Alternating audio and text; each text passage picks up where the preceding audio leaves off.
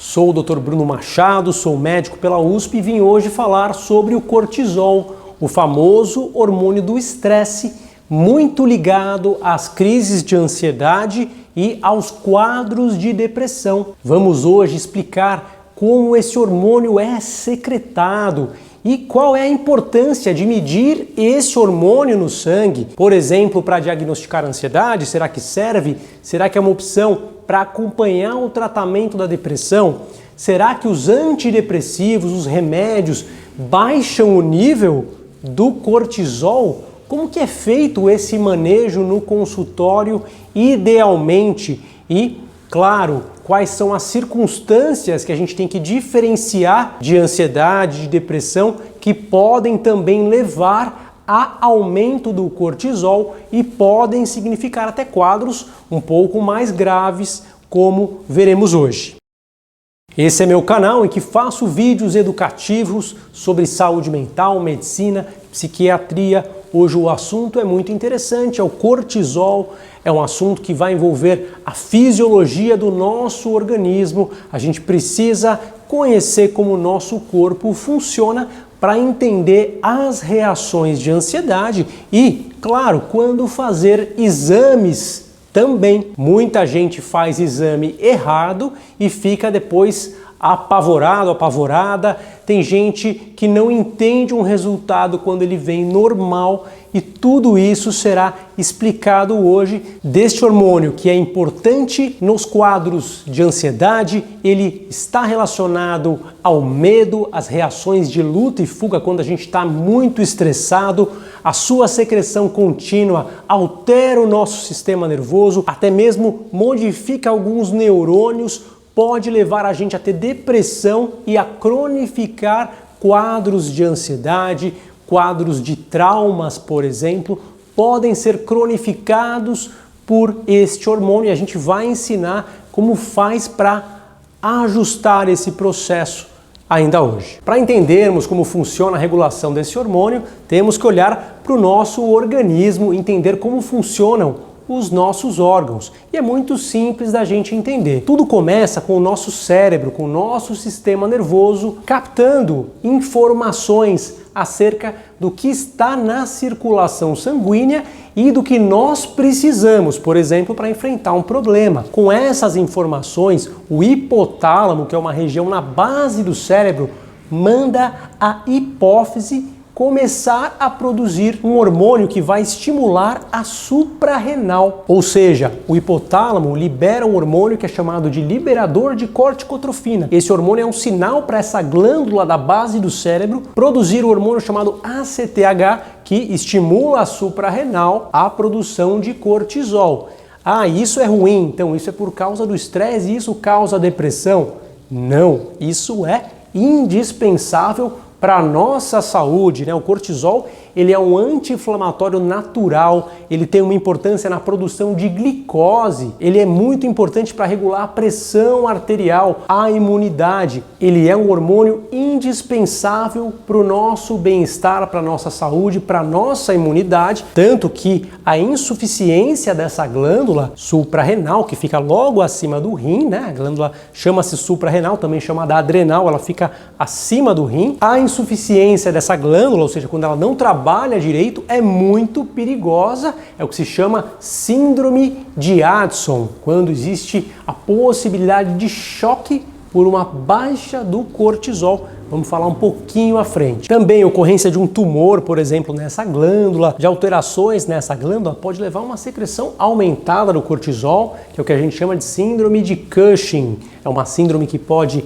ter acne, alterações na coluna, alterações metabólicas muito severas e é diferente, completamente diferente do que a gente vê com a secreção do cortisol na ansiedade e na depressão, que, na verdade, nada mais é do que a reação esperada do organismo. A suprarrenal, esses hormônios que eu falei, num quadro de ansiedade e depressão, estão trabalhando como deveriam estar, mas o problema inicial é a nossa percepção de medo, a nossa interpretação catastrófica que faz com que um alarme falso seja disparado e isso tenha que ser repetido muito mais do que deveria, não por culpa da glândula suprarrenal, que está funcionando direitinho, até mesmo o hipotálamo, até mesmo a hipófise estão trabalhando certinho, mas o processo que acontece no sistema nervoso central, nas vias que regulam o medo, no nosso córtex cerebral também, está disfuncional, descompensado e é o que a gente precisa trabalhar com terapia e, em muitos casos, com medicamentos e estilo de vida. Bom, Dr. Bruno, será que é uma boa ideia a gente dosar o nosso cortisol para ver se ele realmente está aumentado, para ver se ele baixou durante o tratamento que a gente fez para ansiedade, por exemplo? Será que é uma boa alternativa? Eu vou mostrar para vocês como é a secreção do cortisol ao longo do dia, normalmente no nosso organismo. Imagina que quando a gente acorda, a secreção está já bem alta. Aqui é o tempo passando e aqui é a quantidade de hormônio que é liberada na corrente sanguínea. Então, imagine que por volta das 7 horas da manhã, os níveis estão subindo, já estão bem altos quando a gente acorda. Eles subiram durante a madrugada. E com o passar da manhã, eles vão atingir um pico por volta da hora do almoço e começam a decrescer. Vão descendo, descendo e por volta das 8 horas da noite eles já estão lá embaixo num valor bem inferior ao pico da manhã. A partir desse horário eles voltam a subir e durante a madrugada eles atingem aquele valor alto novamente como na manhã. Então, isso é uma oscilação circadiana, ou seja, a oscilação ao longo de um dia do hormônio cortisol. Nosso corpo trabalha assim normalmente, tem que ser dessa forma para que a gente possa ter as nossas funções fisiológicas supridas. Esse é o processo correto. No entanto, quando existe uma doença, evidentemente que essa curva vai estar mais alta ou mais baixa. A manifestação dessa curva será modificada. E aí entra a possibilidade de fazer exames. Quando a gente pede um exame, a gente tem um horário para fazer. Ele pode ser feito na parte da manhã, aqui por volta das 7 horas até as 9 horas da manhã. Seria uma possibilidade. Então essa é uma padronização. Esse horário deve ser colhido para você atingir esse pico da manhã. E também pode ser feito às 8 horas para pegar o vale, né, o momento em que ele cai ao máximo às 20 horas. Também é possível coletar pela urina, né, o acúmulo do cortisol na urina também pode ser aferido dessa forma, é uma outra maneira de fazer, mas o que a gente precisa entender é que a variação da normalidade é muito grande. Aqui no pico é normal, de pessoa para pessoa, variar de 5 a 22. E aqui na parte de baixo, no vale da curva, a gente vai ter um valor baixinho, de 3 a 16. Essa oscilação, como vocês podem ver, acontece com todos nós. No entanto, o número que é normal para cada um modifica-se bastante. Então, em geral, o que se espera num quadro de ansiedade ou numa pessoa que está num processo de estresse, que está desenvolvendo uma depressão, é que esse valor esteja mais alto em relação ao seu valor anterior, ao seu valor normal. Digamos que o meu valor habitual é 12. Numa fase de muita ansiedade, ele pode estar em 15 e ao longo de todo o dia ele vai estar um pouquinho acima. Talvez aqui embaixo a minha média seja 7, ela vai estar 9, 10, um pouquinho acima. Muitas vezes vai estar dentro desse número normal. Raramente vai passar desse número normal. Isso acontece quando tem um tumor, quando tem uma lesão no órgão que faz produzir mais hormônio e aí sim você vai ver um número muito alto de cortisol liberado, né? Você vai ver realmente um número muito alto, num quadro totalmente diferente que se chama síndrome de Cushing. Tem outros sintomas físicos, é uma outra apresentação clínica, ou a síndrome de Addison, que tem outros sintomas que lembram um choque, né? Alterações cardiovasculares, de íons, desidratação, temperatura corporal, é totalmente diferente. O médico bom sabe examinar e perceber o quadro clínico distinto, né? Então, onde eu quero chegar com isso? A verdade é que a gente sabe que existe sim um aumento nos quadros de ansiedade, depressão. Esse aumento prejudica o sistema nervoso, Os remédios tratam este aumento, inclusive a hora que a pessoa melhora o processo de ansiedade, de pânico, esses números voltam para os valores anteriores que a pessoa tinha. Muitos pacientes que eu tenho no consultório, eles querem, por iniciativa deles, fazer essas medidas. Eu nem recomendo, porque eu sei que não é necessário, mas eles querem fazer e vão percebendo que conforme a ansiedade melhora, os números de cortisol vão caindo.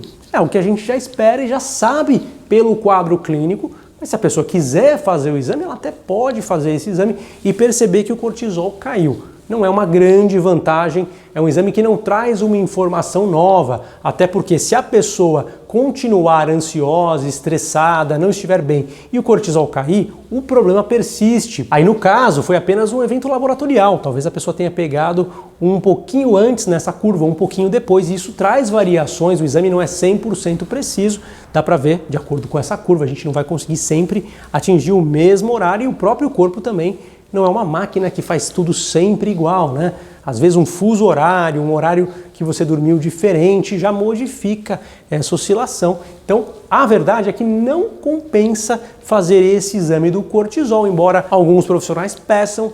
Eu, particularmente, prefiro orientar os meus pacientes a fazerem coisas que vão dar resultado para eles, ao invés de orientá-los a irem desnecessariamente ao laboratório para ficarem obcecados com um processo fisiológico que a gente já conhece, já sabe como funciona e já sabe como tratar. Tratando a causa, tratando a ansiedade, o pânico, a depressão, transtorno específico que a pessoa possuir da melhor maneira possível. Para quem gosta de falar de remédio, a gente sabe que os antidepressivos tricíclicos nos estudos mostram uma redução um pouquinho mais rápida do cortisol, mas os outros antidepressivos, os outros medicamentos, quando bem aplicados, não só antidepressivos, também promovem uma redução do cortisol e, evidentemente, psicoterapia, terapia de atenção plena, por exemplo, o aplicativo WeMind, do qual sou um dos autores, eu sempre lembro porque eu adoro o meu aplicativo, gosto muito dele, é um trabalho do qual eu tenho um grande orgulho e, sem dúvida alguma, não podemos esquecer também de sono de boa qualidade, veja o ritmo ligado à noite de sono, a gente não pode esquecer de exercício físico, de preferência na manhã, que é a fase do pico do cortisol, a gente não pode esquecer também de uma alimentação bem saudável e balanceada. Os hormônios se beneficiam de uma boa alimentação, eles são muito mais bem regrados quando a gente tem uma alimentação balanceada e completa. Também, claro, o sol é muito importante, tomar sol é super importante. Esse ritmo de 24 horas é exatamente determinado pela nossa percepção solar. Daí vem o nosso relógio biológico, que é capaz de regular de maneira bastante orquestrada a produção dos hormônios, não só o cortisol, vários outros aspectos do nosso corpo seguem um ritmo circadiano que depende do relógio biológico. Se você não tem um quadro suspeito de Cushing, de Addison, é muito mais importante para você do que dosar o cortisol, fazer essas práticas para que você consiga ter uma boa saúde física e mental. Física também, porque, claro, do cortisol depende a imunidade, depende o açúcar do sangue, o metabolismo, enfim, uma série de funções muito importantes dependem desse hormônio vital. Vamos ficando por aqui. Esse é o meu canal. Se você gosta dele, não deixa de curtir o vídeo e de comentar, mandar a sugestão para tema, para que você receba os conteúdos que estão saindo. Muitas dúvidas estão sendo respondidas na forma de vídeos, né? Dentro de alguns vídeos, muitas vezes, a gente coloca aquilo que você quer saber. Então não deixa de interagir com o conteúdo para que o YouTube consiga identificar que você quer saber, você precisa participar, mesmo que você já siga o canal. Claro, se você não segue, comece a seguir agora e ative também o sininho das notificações, porque os vídeos estão saindo com bastante frequência.